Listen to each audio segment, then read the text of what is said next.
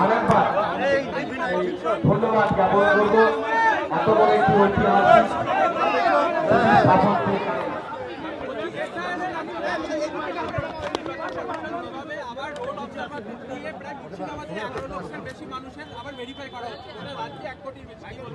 ওরা যতই ফন্দি করুক, অমিত শাহ যতই মুর্শিদাবাদের মানুষকে ভয় পাক,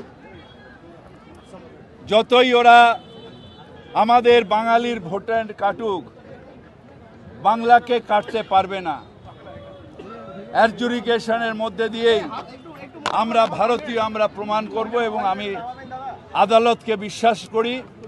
আদালত এবং ন্যায় কখনো অন্যায় করতে পারবে না। সংবিধান আমাদের এই অধিকার দিয়েছে, আমরা একসাথে থাকব। আমরা ভারতীয়, ভারতবর্ষের ভোট দেওয়া আমাদের অধিকার। আমরা কেউ ঘুষপেটিয়া নই, আমরা কেউ রোহিঙ্গা নই। আমি বলছি সেটা রক্ত দিয়ে হিন্দু মুসলমান কাঁধে কাঁধ মিলিয়ে স্বাধীনতা এনেছে। তার নিদর্শন হচ্ছে এই মুর্শিদাবাদ। মুর্শিদাবাদে সেই দিন যদি সিরাজউদ্দৌলা ব্রিটিশের বিরুদ্ধে তলবারি না তুলতো, তাহলে পুরো ভারতবর্ষ একদিনে শেষ হয়ে যেত। সেই লড়াইয়ের ইন্সপিরেশন নিয়ে সারা ভারতবর্ষে ব্রিটিশের বিরুদ্ধে লড়াই হয়েছে। তাই আমাদের বাদ দিতে পারবে না।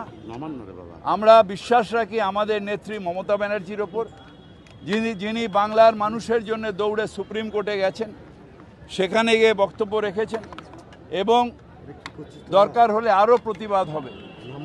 কিন্তু জেনুইন ভারতবর্ষের ভোটারকে বাদ দিতে দিচ্ছি না, বাদ দিতে দেব না। এরা করুক, এরা যা ইচ্ছে তাই করুক, ভোট দেবে মানুষ। ওরা ভাবে ইডি, সিবিআই, কেন্দ্রীয় বাহিনী, সেন্ট্রাল এজেন্সি দিয়ে ভয় দেখাবো, ডর দেখাবো। ডর দাড়িওয়ালা পেতে পারে, মোটা ভাই পেতে পারে, ডর বাঙালি পায় না। বাঙালি মাথা তুলে দাঁড়িয়ে লড়াই করে এসেছে স্বাধীনতার সংগ্রামের জন্যে।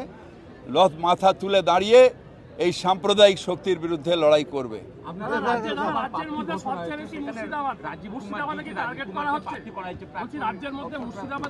বিভিন্ন জায়গায় আমাদের টার্গেট করা হচ্ছে, বাঙালিকে কাটার অভিসন্ধি হচ্ছে, কিন্তু বাঙালি মাথা নত করতে জানে না।